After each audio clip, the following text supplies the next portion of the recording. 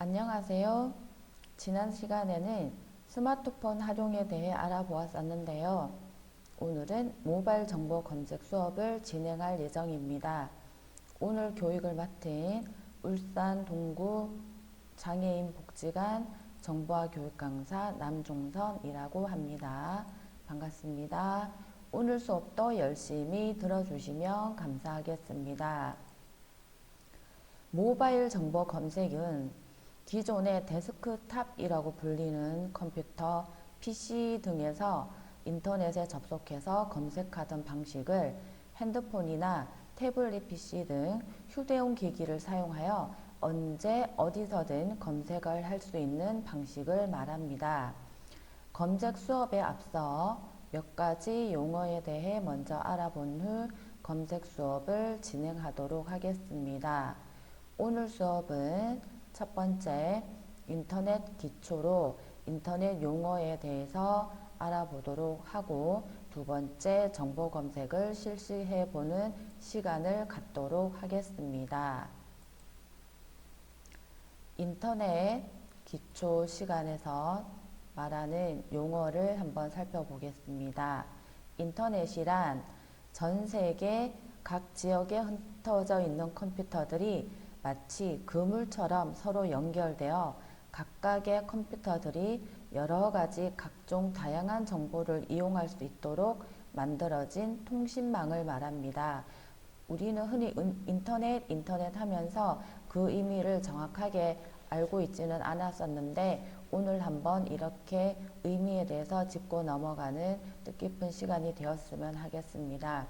인터넷은 다시 한번 말씀드리면 전 세계 각지에 흩어져 있는 컴퓨터들이 마치 그물처럼 서로 연결되어서 다양한 정보를 이용할 수 있도록 만들어진 통신망을 말하는 것입니다. 두 번째, 웹브라우저라는 말을 들어보셨을 건데요. 웹브라우저는 인터넷을 이용하기 위해 사용하는 프로그램으로 마이크로소프트사의 인터넷 익스플로러, 구글의 크롬, 애플의 사파리 등이 대표적인 웹브라우저라고 할 수 있겠습니다. 이 웹브라우저를 이용하여 우리가 흔히 사용하는 네이버라든지 다음이라든지 이러한 곳을 이용할 수 있게 됩니다.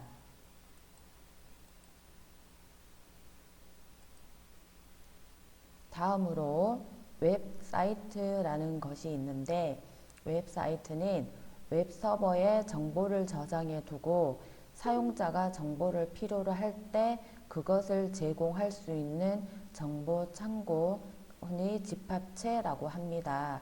웹사이트에서 검색을 하였을 때 정보가 바로 나올 때 그 정보는 어디에서 오는지 궁금해 하셨을 분들도 있을 것 같은데요. 이렇게 웹서버에 저장된 정보가 우리가 검색을 했을 때 나타나서 정보를 알려주는 것이라고 생각하시면 되겠습니다. 웹사이트 다음으로 제가 알아볼 용어는 포털 사이트라는 것입니다. 포털 사이트도 한 번쯤은 들어보셨을 것 같은데요.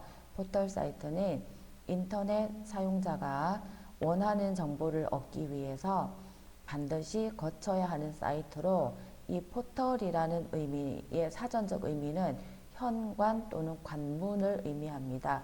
어디를 통과하는 관문 이런 말 들어보셨죠? 현관문 생각하시면 됩니다.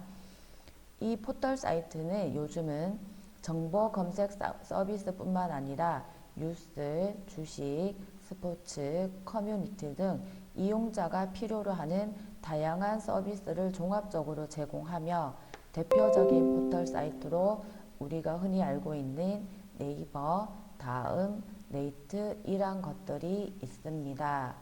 네, 지금 읽으시면서 가용자가 무엇인가 라고 생각하신 분들 있을 것 같은데요. 오타가 났습니다. 가용자가 아니라 사용자입니다. 인터넷 사용자가 원하는 정보를 얻기 위해서 반드시 거쳐야 하는 사이트를 포털 사이트라고 합니다. 그래서 인터넷에 들어가기 위한 관문, 현관문 등을 의미한다고 보시면 되겠습니다.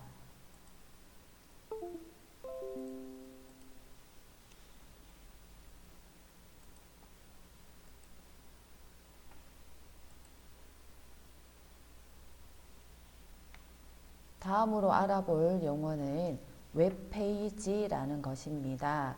웹페이지는 인터넷상의 웹문서를 말하게 됩니다.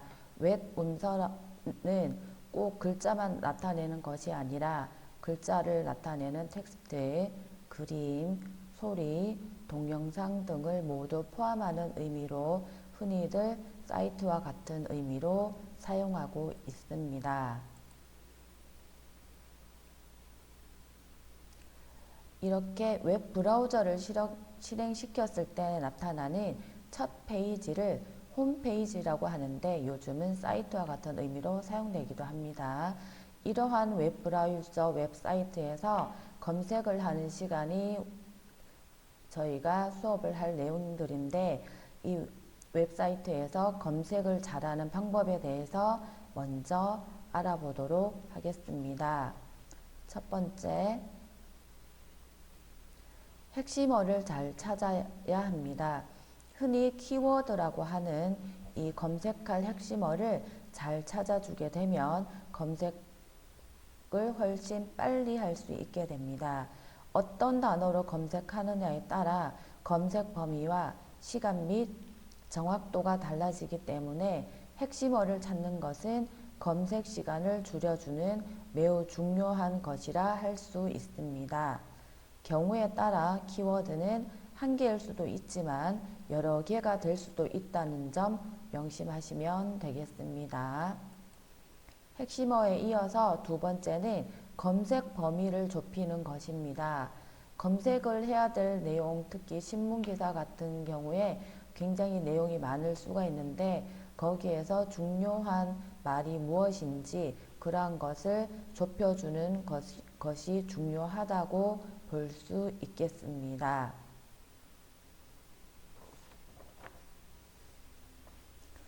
검색 범위를 좁히고 난 이후에는 그 다음 유의해야 되는 사항은 잘못된 키워드를 넣지 않도록 주의하는 것입니다. 흔히들 오타라고 하는데 잘못된 단어를 넣었을 경우에 검색 결과가 엉뚱하게 나올 수 있으니 오타가 나지 않도록 주의하는 것도 필요합니다. 다음으로 유의해야 될 사항은 신뢰할 수 있는 사이트에서 찾아주는 것입니다. 흔히들 많이 사용하는 또는 참고하는 곳이 네이버 지식인이라고 들어보셨을 텐데요. 네이버 지식인 같은 경우는 신뢰할 수 없는 사이트로 분류되고 있습니다. 그래서 검색을 찾았을 경우에 신뢰할 수 있는 사이트, 흔히 뉴스 사이트 또는 지식백과 사이트, 공식 사이트, 국가가 운영하는 사이트 등 모두가 알 수 있는 모두들 인정할 수 있는 사이트에서 찾아주는 것이 중요합니다. 그리고 마지막으로 한 가지 더 말씀을 드리자면 URL이라는 인터넷 경로가 있게 되는데 이 경로를 추출하는 경우가 있습니다. 이것은 자격증에 도전하시고 싶은 분들을 위한 팁이라고 할 수 있습니다. 정보 검색이라는 자격증이 있는데 이 자격증에는 문제에 대한 답을 찾는 것에 이어 URL이라는 절대 경로를 찾아서 기록해 주는 것이 있습니다. 이때 인터넷 주소를 찾을 때 절대 경로로 찾아 주어야 하는데 절대 경로가 무엇이냐면 보통 웹사이트에서 시범을 보여드리면서 말씀드리겠습니다. 웹사이트가 있을 경우에 여기 위에 있는 것은 그냥 인터넷 주소에 해당되는 것이고 이 사이트는 절대 경로로 보기에는 어렵습니다. 이 웹사이트를 찾았을 때 이 주소를 참고하는 것이 아니라 페이지라고 하죠. 찾아온 결과 내에서 빈 곳에 가급적이면 이렇게 비어있는 아무것도 없는 곳에 마우스를 놓으시고 마우스 오른쪽 버튼을 눌러 주십니다.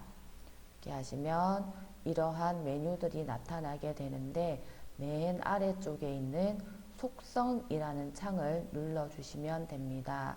화면상에 안 보일 수도 있는데 제일 아래쪽에 있는 속성이라는 것입니다. 지금 현재로 지금 까맣게 나오고 있습니다. 검색을 안 했기 때문에 이렇게 나오는데 검색을 하나 해보도록 하겠습니다.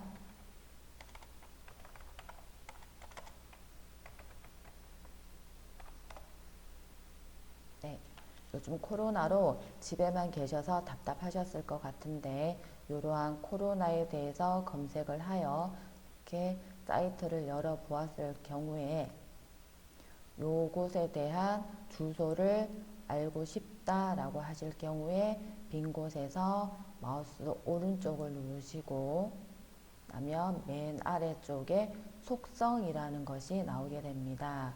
속성을 눌러서 사이트가 열렸을 경우에 마우스 오른쪽을 누르시고 네, 맨 아래쪽에 있는 속성을 클릭을 하시면 됩니다. 지금 이 사이트 같은 경우도 네, 검색할 수 없게끔 나와서 안 되고 있습니다. 그러면 뉴스 사이트를 한번 보도록 하겠습니다. 뉴스 사이트에서 네, 빈 곳에서 마우스 오른쪽을 눌러주시면 오른쪽을 누르셔서 제일 아래쪽에 속성을 눌러주시면 됩니다. 네, 원하는 내용을 클릭을 하시면 그 내용에 대한 웹사이트가 이렇게 나오게 됩니다. 웹사이트가 지금 열리고 있다라는 표시로 동글동글 돌아가고 난 이후에 그게 없어지게 되면 웹사이트가 완료되어서 나타나게 됩니다. 이 웹사이트에서 빈 곳을 찾아 마우스 오른쪽을 누르시면 네, 이렇게 다양한 메뉴들이 나오게 되는데 이 중 제일 아래쪽에 있는 이 속성이라는 버튼을 클릭해 주시면 됩니다. 그러면 이렇게 속성 창이 열리게 되는데 네, 조금 반응이 늦죠. 이렇게 열려서 주소 URL이라는 것이 있게 됩니다. 이 주소를 네, 전체 다를 드래그를 하셔서 네, 마우스 요 파랗게 표시된 부분에서 마우스 오른쪽 누르시고 복사를 누르신 후에 이 창은 닫아 주시고 원하는 곳에서 붙여넣기를 하시면 URL 주소를 활용할 수 있게 됩니다.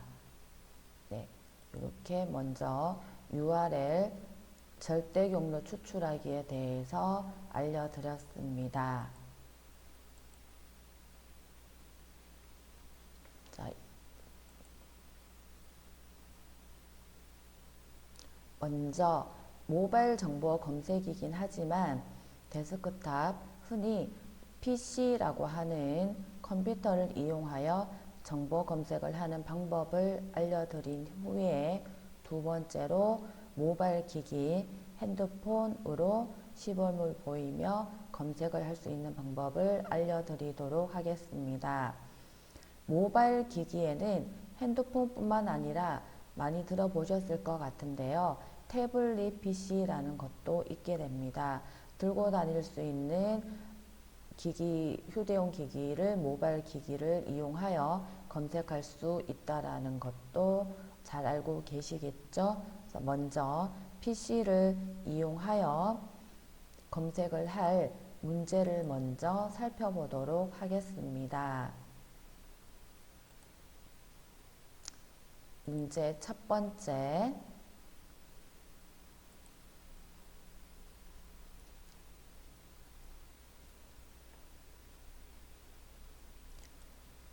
(2019년) 중국 우한에서 처음 발생한 이후 중국 전역과 전 세계로 확산된 새로운 유형의 바이러스로 호흡기 감염 질환을 말합니다.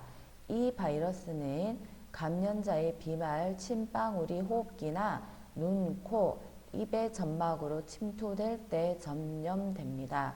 감염되면 약 2일에서 14일 동안의 잠복기를 거친 뒤 발열 및 기침이나 호흡곤란 등 호흡기 증상, 폐렴이 주증상으로 나타나지만 무증상 감염 사례도 드물게 나오고 있습니다. 이것은 무엇일까요? 정보 검색을 하기 위해서 제가 준비한 것은 다양한 문제를 활용한 검색을 할 수 있는 방법을 준비하였습니다. 이렇게 첫 번째 문제를 읽으셨을 때 요즘 이슈화 되는 것이라 바로 정답을 아실 것 같은데요. 정답을 모른다는 가정하에 이렇게 많은 문제가 나왔을 때 이 글자들, 단어들 중에서 중요한 단어 몇 개를 이용하여 정확하게 정보를 검색하는 것이 중요합니다. 여기에서 중요한 핵심어, 키워드 같은 경우에 정답이 있는 것은 아니고 본인이 생각하는 단어 몇 개를 활용하여 검색을 하는 것이 중요합니다. 많은 연습이 필요하기도 한 부분이기도 합니다. 먼저 여기에서 첫 번째 나오는 2019년 12월 중국 우한에서 처음 발생한 이라는 이 부분을 사용하여 검색을 해보도록 하겠습니다. 먼저 PC에서 인터넷을 실행하신 후에 검색할 수 있는 사이트를 열어주시면 되는데 먼저 네이버라는 사이트에서 검색을 해보도록 하겠습니다. 네이버에서 2019년 12월 중국 우한에서 처음 발생이라는 검색을 입력했을 경우에 이렇게 다양한 검색 결과가 나오게 됩니다. 이 중에서 앞에서 말씀드렸던 검색에서 중요한 것, 신뢰할 수 있는 사이트를 항상 이용하라고 하였지만 이런 블로그라든지 지식인에서 찾고자 하는 핵심어를 참고할 수 있으니 그러한 부분도 잘 생각하셔서 검색을 하시면 되겠습니다. 중국 우한에서 처음 발생한 병이 무엇인지는 우리는 너무나 잘 알고 있는데요. 처음부터 이렇게 읽어보시게 되면 검색어와 일치하는 단어에는 이렇게 조금 더 진하게 글자가 표시가 됩니다. 중국 우한에서 처음 발생하여 이 부분이 검색한 단어랑 정확하게 일치하는 부분이고 요거에 대한 바이러스명이 코로나 바이러스라는 말이 이렇게 나오고 있습니다. 이러한 것을 잘 찾을 수 있는 방법은 검색을 많이 해보는 것입니다. 해당되는 단어를 바로 여기에 코로나 바이러스라고 입력을 하셔도 되고 앞서 말씀드렸던 주의사항 중에 오타 잘못된 글자를 입력했을 때 검색이 엉터리로 될 수 있다고 하였습니다. 잘못된 검색 결과가 나올 수 있기 때문에 그런 게 걱정되신다면 이렇게 마우스로 드래그를 하셔서 해당되는 단어가 파랗게 표시되도록 한 이후에 이 파란색 부분에서 마우스 오른쪽 버튼을 눌러주시면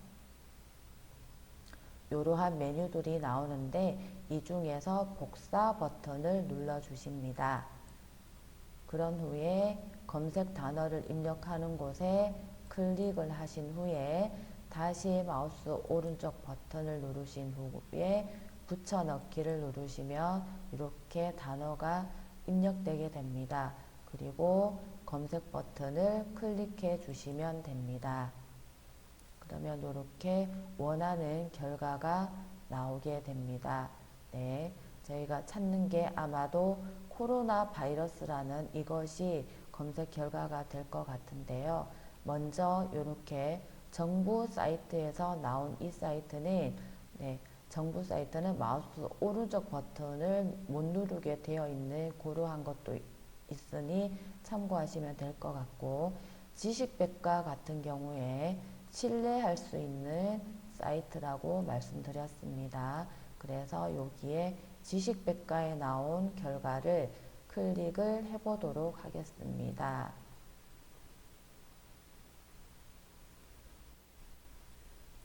그러면 이렇게 해서 코로나 바이러스라고 되어 있는데, 현재 코로나 바이러스는 그냥 코로나 바이러스가 아니고 코로나 바이러스 19, 코로나 바이러스 19라고 하죠. 그래서 좀 전에 결과도 정확한 결과는 아니라고 할 수 있겠습니다.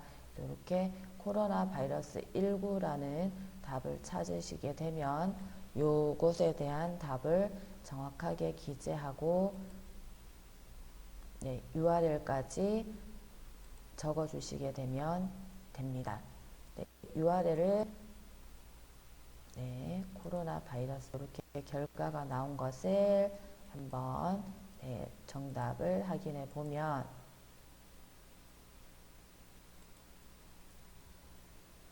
코로나 바이러스 감염증 19 줄여서 코비드19라고 하게 되고 URL 사이트를 이렇게 넣게 되어 있습니다. 1차시 수업이 끝난 후에 과제를 제시하게 될 텐데요. 그때 주어진 문제에 대한 정답을 기입하신 후에 URL을 다 적을 필요는 없습니다. 검색한 사이트가 네이버인지 혹은 다음인지 이러한 것만 명시를 해주시면 됩니다. 이렇게 검색하는 것에 대해서 문제 1번을 한번 시범을 보여드렸습니다. 이번에는 이어서 핸드폰으로 검색하는 방법을 알아보겠습니다. 핸드폰을 켜시게 되면 여러 가지 앱이 설치되어 있을 텐데요. 이 중에서 검색에서 활용할 수 있는 인터넷 사이트, 네이버 사이트 혹은 다양한 검색 사이트가 있으니 원하는 사이트에서 검색을 하시면 됩니다. 보통 인터넷은 구글 이라는 포털 사이트로 연결이 되게 되어 있습니다. 네이버를 한번 들어가 보도록 하겠습니다. 네이버에서 PC 검색과 마찬가지로 검색어를 입력해 주시고 돋보기 버튼 검색을 눌러 주시면 검색어에 대한 다양한 결과가 나오게 됩니다. 이 중에서 본인이 원하는 사이트를 손가락으로 탭하셔서 들어가셔서 결과를 확인하시고 원하는 결과인지 확인을 해 보시면 됩니다. 다음 블로그라고 되어 있는 이런 사이트는 개인이 올린 사이트라 신뢰할 수 없는 사이트로 분류되기는 하지만 정답과 관련된 단어가 나왔을 경우에 이 단어로 2차 검색을 하실 수 있습니다. 그러면 여기 나온 코로나 바이러스 감염증 19라는 요것이 2차 검색어로 활용을 할 수 있고 위에 검색창에 2차 검색어를 입력하시고 검색 버튼을 클릭을 하시면 됩니다. 그러면 이렇게 코로나 바이러스 19에 대한 정부 보도와 관련된 사이트가 제일 먼저 보이게 됩니다. 현재 오늘까지 확진자가 1752명이고 전일 대비 14명 추가로 확진이 되었다라는 표시가 보이고 있습니다. 지역별 상황도 나오고 있습니다. 그렇죠? 이렇게 원하는 결과를 확인해 보실 수 있습니다. 여기에서 코로나 바이러스 감염증 19라는 이렇게 관련된 정보를 볼 수 있는 사이트 중에서 영어로 된 이런 주소 중에서 뒤에 GO라고 되어 있는 것은 정부에서 운영하는 공공기관 사이트라고 보시면 되고 점 뒤에 KR은 나라 이름이라고 보시면 됩니다. 우리나라는 한국, 대한민국이기 때문에 코리아의 약자를 써서 KR, 정부에서 운영하는 사이트라고 해서 go.kr이라고 보시면 되겠습니다. 코로나19와 관련된 지식백과 여기를 한번 보도록 하겠습니다. 지식백과에 들어오면 이렇게 코로나 바이러스 감염증에 대한 정보를 주고 있습니다.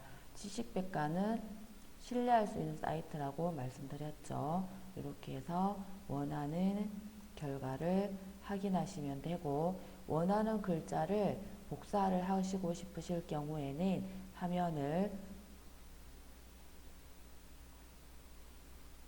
화면에 있는 글자 부분에서 손가락으로 먼저 꾹 누르시면 이렇게 두 개의 표시가 나오게 됩니다. 뒤에 거와 앞에 거로 영역을 바꿔갈 수 있는데, 앞에 걸로 앞으로 끌게 되면 복사할 영역이 이렇게 추가로 영역 표시가 되는 것을 확인할 수 있습니다. 이렇게 영역이 표시된 이후에 복사를 누르시면 요만큼의 글씨가 복사가 되게 됩니다. 핸드폰에서 복사하는 방법입니다. 이렇게 해서 코로나 바이러스 감염증이라는 것으로 검색을 1번 문제에 대한 검색을 해보았습니다. 다음은 정보 검색 문제 2번을 확인해 보도록 하겠습니다. 2번 문제는 무엇일까요? 2번 문제를 한번 읽어보도록 하겠습니다. 2012년 4월부터 사우디아라비아 등 중동 지역을 중심으로 주로 감염자가 발생한 급성호흡기 감염병으로 우리나라에서는 2015년 5월 첫 감염자가 발생해 186명의 환자가 발생했으며 이 중 38명이 사망한 바 있습니다. 이후 2018년 9월 3년 만에 국내에서 이것의 확진자가 발생해 전염 확산 우려를 높였으나 이후 추가 감염자가 나오지 않으면서 발생 38일 만인 10월 16일 종료가 선언되었습니다. 이것은 무엇일까요? 문제인데요. 먼저 2012년 4월 사우디아라비아 등 중동 지역을 중심으로 감염자가 발생한 급성호흡기 감염병이라고 나오고 있습니다. 이렇게 정보 검색 문제에서는 문제를 읽었을 때 이것에 대한 답을 알고 있을 경우 바로 그 단어로 검색을 해주시면 됩니다. 지금 여기에서 단어가 떠오르는 분도 계실 텐데요. 떠오르지 않았다라고 생각했을 경우에 지금 밑줄 그어둔 요것으로 검색을 한번 해보도록 하겠습니다. 사우디아라비아에서 발생한 감염병이라는 게 핵심어일 것 같긴 한데요. 한번 해보겠습니다. PC에서 먼저 검색하는 부분에 대해서 알아보겠습니다. 검색어가 좀 길긴 한데 검색을 하실 때는 단어 몇 개로 검색이 가능한 경우도 있고 이렇게 거의 문장 형태를 갖추어서 검색을 하는 경우도 있고 하시다 보면 요령이 생기게 되니까 다양한 방법으로 검색해 보시는 연습을 해 보시는 것이 좋을 것 같습니다.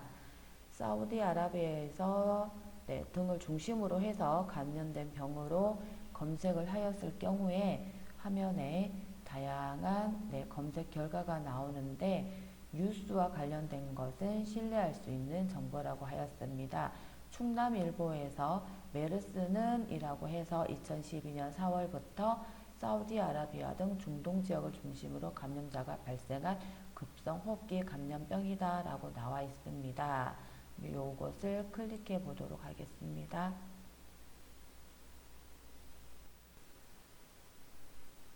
클릭을 했을 경우에 충남일보라는 신문에서 뉴스가 검색이 되었습니다. 사스, 메르스, 신종 코로나 같은 감염병도 라고 되어 있고 메르스는 2012년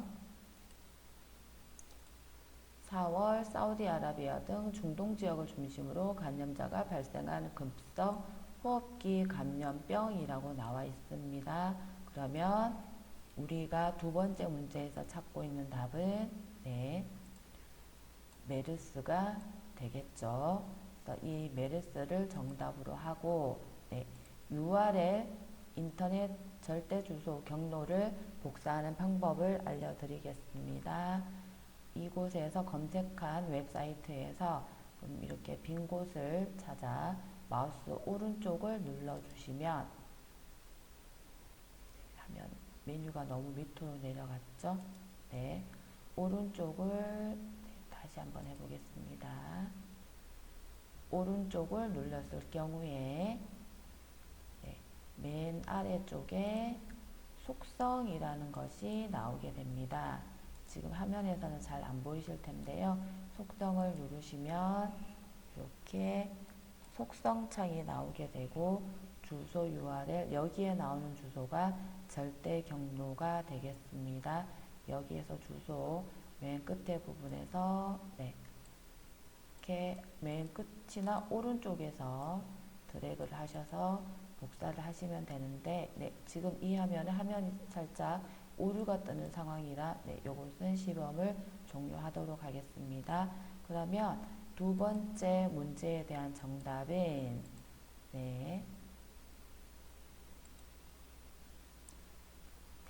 중동호흡기 증후군이라는 풀명의 우리가 흔히 말하는 메르스라고 할 수 있겠습니다.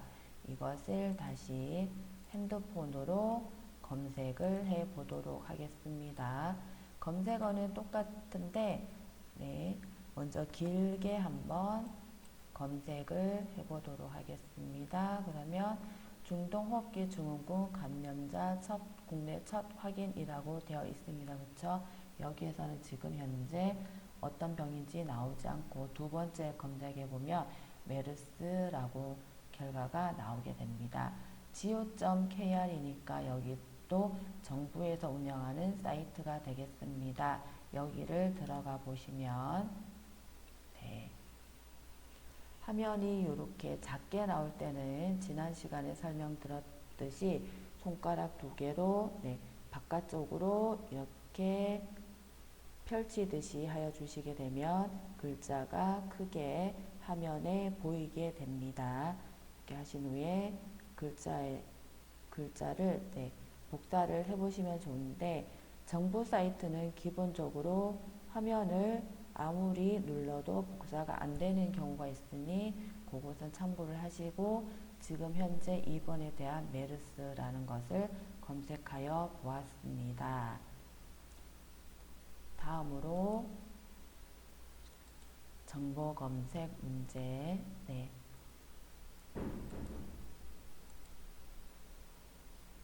3번을 살펴보겠습니다. 3번 문제는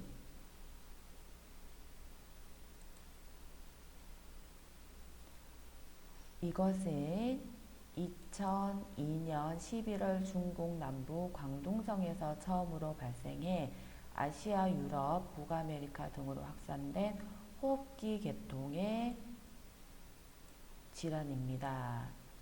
갑작스런 발열, 기침, 호흡곤란을 주 증상으로 하며 치료가 제대로 이루어지지 않을 경우 폐렴으로 진행돼 사망에 이를 수도 있습니다. 당시 세계보건기구는 이 질병을 이것으로 명명하여 전 세계에 경보령을 내렸습니다. 이것은 무엇일까요?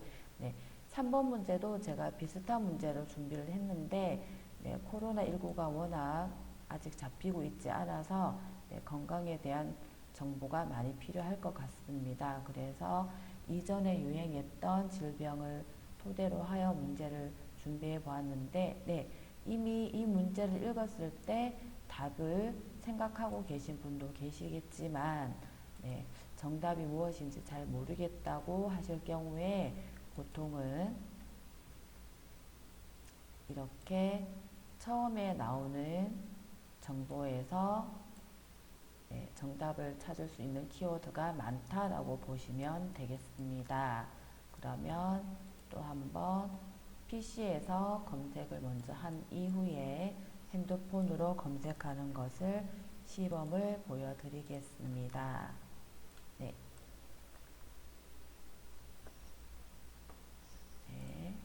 검색어를 입력한 후에 검색을 하시게 되면 처음에는 광동성이라고 하니까 광동성이라는 게 그냥 먼저 나오게 됩니다.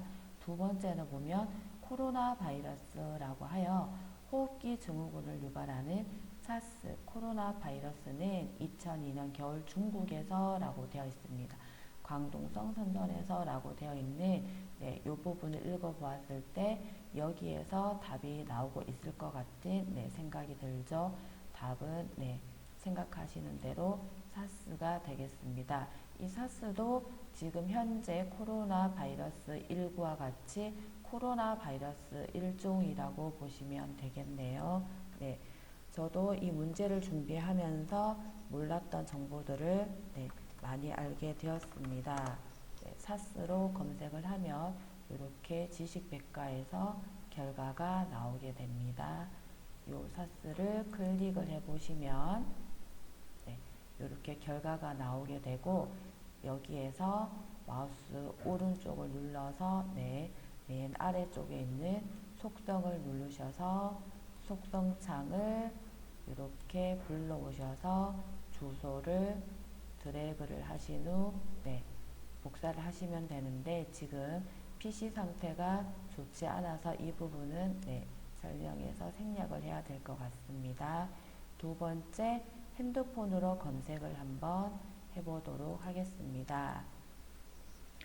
핸드폰에서도 마찬가지로 검색어를 답을 모른다고 생각을 하고 검색어를 입력을 하겠습니다.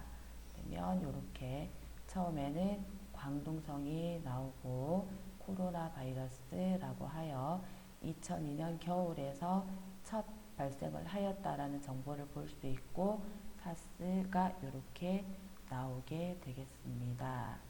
사스 코로나 바이러스라고 나오게 되죠. 여기를 클릭을 하게 되면 관련된 정보가 나오게 되겠습니다. 이렇게 사스에 대한 정보가 나오고 있습니다. 이렇게 답을 알았을 경우에는 2차 검색인 사스라고 입력을 하시고 클릭을 하셔서 다시 재검색을 하여 지식백과에서 답을 찾아주시게 되면 되겠습니다.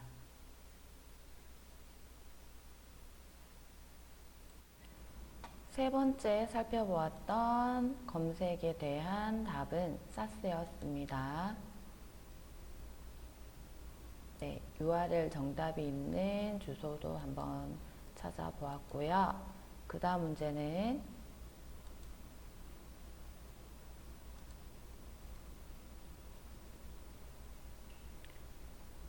문제를 먼저 읽어보겠습니다. 쌍떡잎 식물 장미꽃 장미과의 여러 해살이 풀로 산기슭이나 풀밭에 볕이 잘 드는 곳에서 자란다. 줄기는 옆으로 비스듬히 자라고 높이가 30, 50cm이며 잎과 함께 전체에 털이 나 있다. 뿌리에서 나온 잎은 뭉쳐나고 비스듬히 퍼지며 잎자루가 길고 3개에서 9개의 작은 잎으로 구성된 깃골견잎이다. 꽃은 4, 6월에 노란색으로 피고 줄기 끝에 취상꽃 차례를 이루며 10개 정도가 달린다. 꽃의 지름은 15, 20mm이고 꽃 받침 조각은 5개이며 달걀 모양의 바속골이고 꽃받침 조각 사이에 있는 덧꽃 받침은 5개이며 넓은 바속골이다. 꽃잎은 5개이고 길이 6, 10mm의 둥근 달걀을 거꾸로 세운 모양이며 끝이 오목하다. 라는 이것을 제가 문제로 한번 내어보았는데요. 어떤 꽃인지 정확하게 떠오르시지는 않을 거라고 봅니다. 저도 이것만 봤을 때는 무슨 꽃인지 전혀 알 수 없는데 이럴 경우에 이제 검색을 통해서 어떤 꽃인지 찾아보는 방법이 있습니다. 스마트폰 수업을 할 경우에 꽃의 모양, 꽃을 찍어서 그 꽃의 이름을 찾는 기능을 활용도 할 수 있는데 지금 검색 수업 같은 경우는 글자를 이용하여 거기에 대한 단어라든지 어떤 것인지를 찾는 것이 중요하기 때문에 단어들 이용하여 찾아보는 연습을 하기 위해서 해놓은 것입니다. 네, 힌트는 봄에 피는 꽃이고요. 쌍떡잎 식물 장미목 장미과의 여러 해살이 풀이라는 것이 있습니다.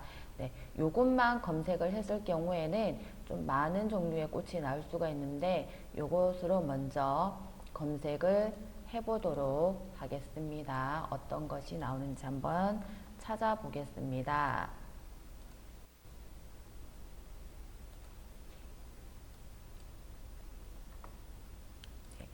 쌍떡잎 식물 장미목 장미과라고 검색을 했을 경우에 블로그에서도 이렇게 결과가 나오고 웹사이트에서 좀조팝나무는 이라고 나오고 있습니다.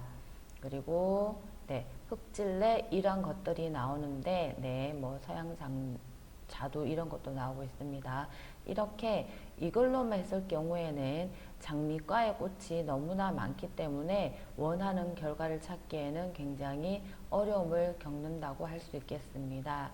여기에서 아까 보았던 문제에서 조금 더 해당되는 결과를 넣어 보도록 하겠습니다.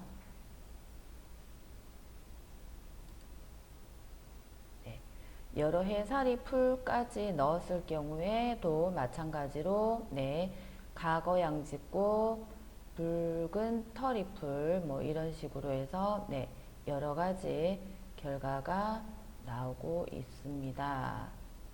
조금 더 검색 결과를 좁히기 위해서는 네, 검색어가 조금 더 길면 좋을 것 같은데 네, 여기에서 더 글씨가 더 많이 들어가지는 않는 것 같습니다. 네.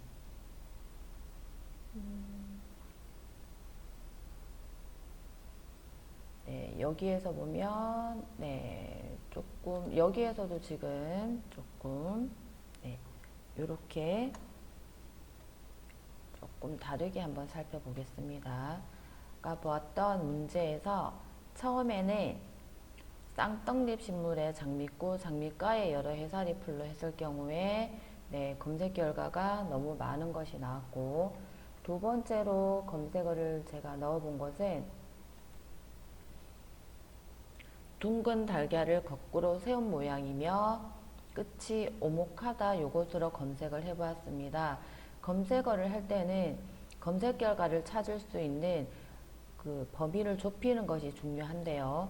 노란색으로 피고라고 했을 경우에는 봄에 피는 노란색 꽃이 너무 많게 되겠죠. 그리고 잎과 전체에 털이 달렸다라는 부분이라든지 뭔가 특징을 정확하게 잡아낼 수 없는 말이 아니라 조금이라도 특징을 잘 잡아낼 수 있는 단어를 선택하는 것이 중요합니다.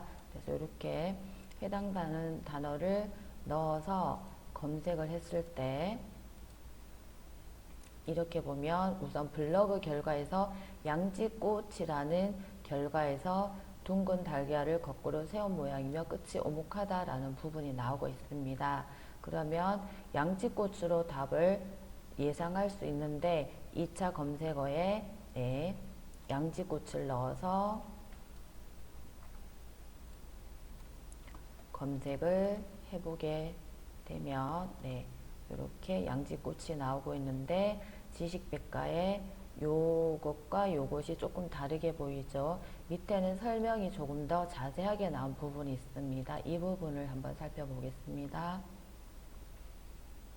네, 이렇게 했을 때 상기쓰기나 네, 이렇게 해서 있고 네, 턱받이꽃은 넓은 바속골이고 둥근 달걀을 거꾸로 세운 모양이며 끝이 오목하다라는 결과가 나오고 있죠.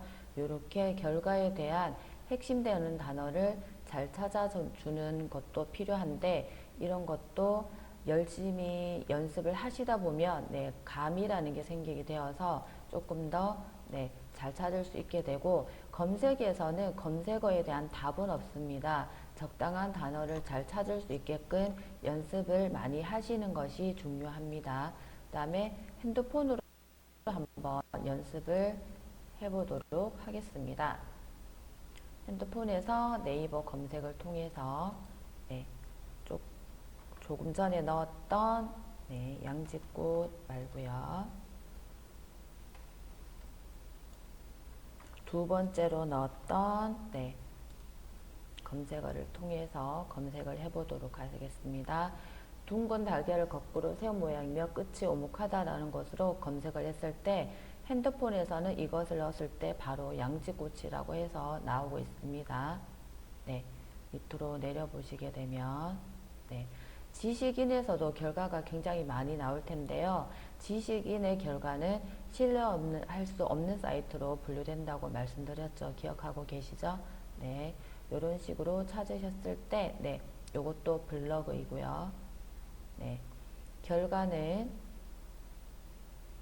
양지고추로 예상할 수 있는 상황인데 지금 현재로 네, 신뢰할 수 있는 사이트가 보이질 않기 때문에 요 결과에서 네, 검색어를 양지고추로 예상을 하고 네, 다시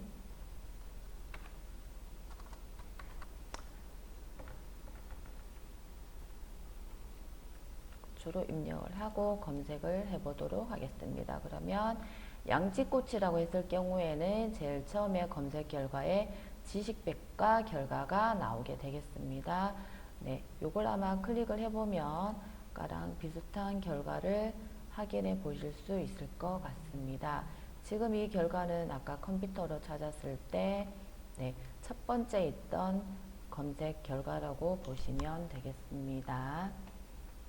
네, 이렇게 보시면 되겠습니다. 했을 때 다른 지식백과 결과를 보시고 싶을 때는 지식백과 더보기를 누르셔서 네, 여러 가지 결과 중에서 보시면 되겠습니다.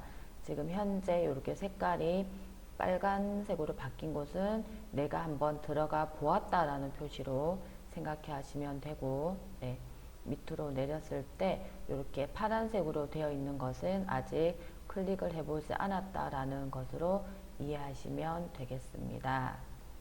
다음 문제 들어가 보도록 하겠습니다. 네, 좀 전에 찾았던 검색의 결과는 양지꽃으로 나오고 있습니다. 다음 문제는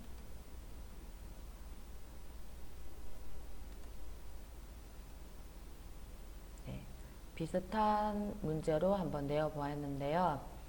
쌍떡잎 식물 잎하나군 측막대화목 제비꽃과의 여러 해살이 풀로 주로 산지에서 자란다. 잎이 완전히 3개로 갈라지고 옆쪽 잎이 다시 2개씩 갈라져 마치 5개로 보인다. 각 조각은 다시 2~3개로 갈라지거나 깃털 모양으로 길게 갈라져서 마지막 조각은 줄 모양이 된다.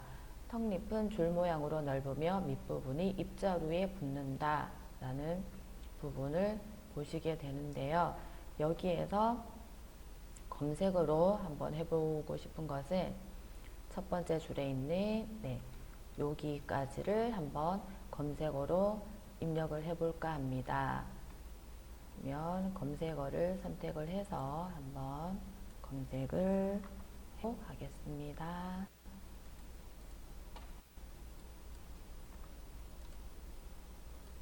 네. 자, 이렇게 했을 때 제비꽃간데 왕제비꽃이라는 게 나오고 있습니다. 그렇죠? 여기에서 네, 왕제비꽃이 있고 제비꽃에도 종류가 굉장히 많습니다. 남산제비꽃이라는 것도 있습니다. 그래서 어떤 것이 정확한지를 잘 모르겠다 하실 경우에는 왕제비꽃을 먼저 검색을 해보시고 그 다음에 네, 남산 제비꽃을 해보시면 될 것 같습니다. 2개가 나왔기 때문에 지식백과를 들어가서 한번 확인해 보도록 하겠습니다. 지식백과에 들어왔을 경우에 왕제비꽃에 대한 설명이 나와 있고 잎은 어긋나고 잎자루가 있으며 바소골 또는 달걀 모양의 타원형이라고 나와 있습니다. 남산 제비꽃은 네, 여기에서 한번 남산 제비꽃을 들어가 보도록 하겠습니다. 남산 제비꽃은 네, 꽃받침은 바소 모양이고 끝이 뾰족하다 뭐 이런 설명도 되어 있고요. 마지막 조각은 줄 모양이 된다. 턱잎은 줄 모양으로 넓으며 밑부분이 입자루에 붙는다 라고 되어 있습니다.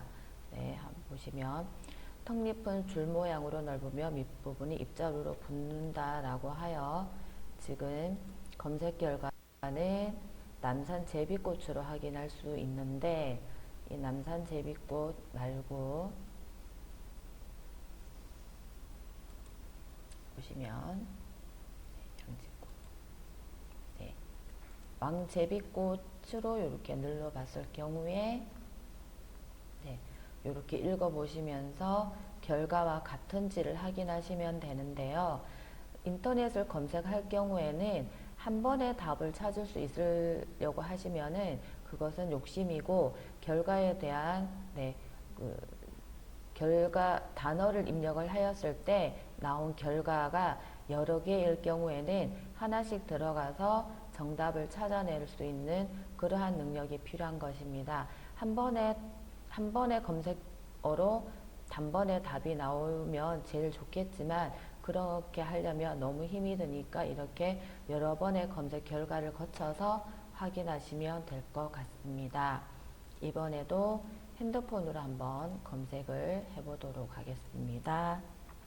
네, 검색 결과는 PC에서 넣었던 검색과 똑같은 검색어를 넣어서 하면 왕제비꽃과 남산제비꽃이 두 개가 바로 이렇게 나오게 되겠죠. 밑에 물론 다른 제비꽃도 굉장히 많은데 이 중에서 클릭을 하나씩 해보셔서 이렇게 내용을 읽어보시고 어느 것이 더 정답과 가까운지를 확인해 보시면 될 것 같습니다. 이렇게 해서 내가 찾는 결과와 가까운 내용이 있는 것을 정답으로 찾아주시면 됩니다. 그러면 다섯 번째에서 찾았던 검색에 대한 답은 남산 제비꽃이었습니다. 네, 그 다음으로는 정보 검색 중에서 블로그에서 다양한 정보를 알아보는 연습을 해보도록 하겠습니다. 먼저 블로그라는 말이 어떻게 나오게 되었는지부터 알아보도록 하겠습니다. 블로그란 보통 사람들이 자신의 관심사에 따라 자유롭게 글을 올릴 수 있는 웹사이트를 말하는데 웹과 로그의 줄임말로 블로그라는 말을 쓰고 있습니다. 1997년에 미국에서 처음 등장하였습니다. 그리고 지금 저희가 알아볼 블로그는 다음 블로그인데 이 다음 블로그는 작년에 저희 정보화 교육에서 운영을 한 것이기도 합니다. SNS 활용 교육에서 블로그를 운영하는 그런 수업을 진행을 했었는데 여기에서 블로그에서 어떤 정보들을 알 수 있는지 알아보는 시간을 갖도록 하겠습니다. 다음 블로그는 개인이 운영하는 관심사에 대한 소소한 이야기를 제시하여 소통하는 인터넷 공간 중의 하나로 포털 사이트 다음에서 운영하는 것입니다. 먼저 블로그를 살펴보도록 하겠습니다. 다음이라는 것을 PC로 먼저 이렇게 들어오시게 되면 밑에 다양한 서브 메뉴로 들어갈 수 있습니다. 이 중에서 블로그를 먼저 클릭을 하시고 그러면 블로그에 대한 다양한 결과를 보실 수 있는데요. 이 블로그 중에서 오른쪽으로 가시게 되면 검색을 해 보실 수가 있습니다. 통합 검색이라는 곳에 마우스로 클릭을 하신 후에 여행이라는 검색을 한번 해볼까요? 여행을 했을 때 요런 결과도 나오고 밑에 보면 블로그 글 해서 이렇게 다양한 여행에 대해서 올린 것을 볼 수가 있습니다. 제주 여행도 있고 강릉 초대받은 여행 등 사이판 여행도 있네, 해외 여행도 있고 많은 여행에 대한 것을 볼 수 있습니다. 또는 한번 하나 들어가 볼까요? 제주 여행. 조금 열리는데 시간이 걸리고 있습니다. 제주 여행에 대해서 이분이 처음 간 날 3월 27일인가 봅니다. 작성 일자가 2020년 3월 31일, 불과 얼마 전이네요. 이렇게 하여 이분이 제주 여행에 대한 글을 남긴 것을 확인할 수가 있습니다. 그 다음, 이렇게 여행에 대해서 내가 가고자 하는 여행에 대해서 알아볼 수도 있습니다. 여행은 가본 사람의 정보를 가져오는 게 제일 좋겠죠. 그러면 제주 여행을 조금 전에 보았으니까 강원도 여행을 한번 검색을 해볼까요? 네. 강원도 여행을 했을 때 강원도 여행 갈 만한 곳이라고 해서 또 이렇게 정보가 나오고 있습니다.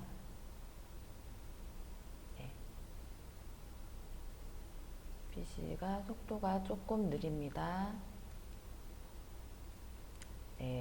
강원도, 여기는 양떼 목장인가요?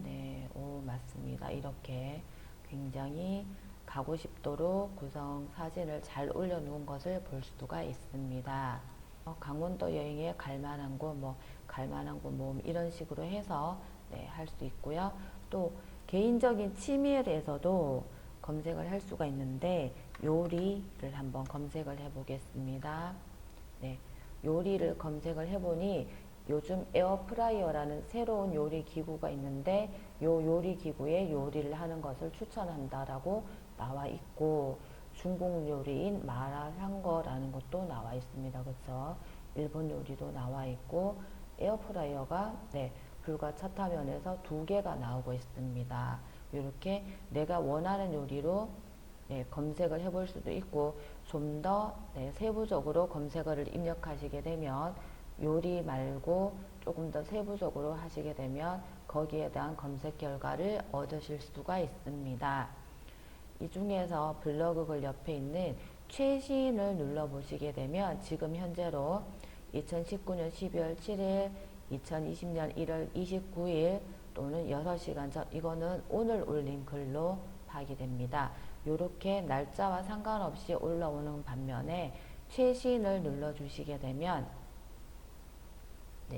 이렇게 가장 최근 블로그에 글 올려진 글부터 역으로 확인해 보실 수가 있습니다. 처음에 했던 검색은 정확도 순으로 검색이 올라왔다고 보시면 되겠습니다. 이렇게 블로그에서는 일상생활에서 필요한 다양한 정보들을 얻을 수 있기도 합니다. 요리하는 방법이 궁금할 경우에는 이렇게 요리라고 입력을 하셔서 거기에서 요리하는 방법들을 참고하여 요리를 할 수도 있습니다. 이어서 작년에 저희가 운영했던 블로그를 한번 보여드리겠습니다. 정보화 교육에서 수업을 하면서 만들었던 작품들을 올리며 블로그를 운영하였었는데요. SNS 활용 교육으로 수업을 진행했었습니다. 보시면 이렇게 정보화 수업에서 그림을 그려서 핸드폰으로 지인들에게 문자 보내기 등의 수업을 하였습니다. 추석 때는 추석 인사를 위한 다양한 그림을 그려서 보내기도 하였었고요. 울산 동구의 유명한 곳을 찾아다니면서 거기에 대한 여행에 대한 글을 올리기도 해보았었습니다. 이렇게 블로그는 개인의 일상을 기록하는 곳으로서 아주 유용한 것입니다. 올해도 블로그 수업을 운영할 예정이니 관심 있는 분들의 많은 참석 부탁드립니다. 다음, 오늘 모바일 정보 검색에 대한 수업을 정리를 한번 해보도록 하겠습니다. PC를 이용하여 정보를 검색할 때는 인터넷 익스플로러를 실행하여 해당하는 웹사이트를 열어줍니다. 그런 다음에 검색어를 입력하시고 그 검색에서 나온 결과 중에서 원하는 결과를 잘 찾아주시면 되겠습니다. 그 다음 모바일 기기, 핸드폰이나 태블릿 PC 등을 사용하여 정보를 검색하는 방법은 조금 더 간단하기도 할 텐데요. 핸드폰에서 인터넷을 실행하여 검색어를 입력을 합니다. 많은 결과들 중에서 정답을 찾기 위해서는 화면을 아래 위로 내려가면서 원하는 정답을 찾아주시면 되겠습니다. 네, 이렇게 오늘 모바일 정보 검색에 대한 다양한 과제를 시험을 보이면서 제가 찾아보았었는데, 이제부터는 여러분들이 과제를 수행하셔서 저한테 제출해 주시면 되겠습니다. 과제는 나중에 지면으로 된 과제물을 따로 보내드릴 예정이고요. 지면으로 받아보시기 전에 미리 풀어보셔도 됩니다. 과제가 이렇게 나와 있으니 읽어보시고 여기에 대한 답을 적어주시면 되겠습니다. 검색 사이트는 앞에서 말씀드렸듯이 네이버면 네이버, 구글이면 구글 적어주시고 정답을 적어주시면 됩니다. 그리고 본인이 검색할 때 사용했던 검색어가 여기 내용 안에 있을 경우에 밑줄까지 그어주시면 더 좋을 것 같습니다. 네, 오늘 정리를 마지막으로 해보도록 하겠습니다. 문제가 있습니다. 인터넷 사용자가 원하는 정보를 얻기 위해서 반드시 거쳐야 하는 사이트로 현관 또는 관문을 의미하는 이것은 무엇일까요? 두 번째, 주어진 과제를 수행하여 복지관에서 정보화 수업이 시작될 때 제출해 주세요. 두 가지 과제가 있습니다. 2번에 대한 과제는 좀 전에 앞에 보여드렸던 과제 수행지에 해주시면 되고, 1번에 대한 과제는 댓글로 달아주시면 됩니다. 정보화 밴드 네이버 밴드에서 답을 달아주시면 되겠습니다.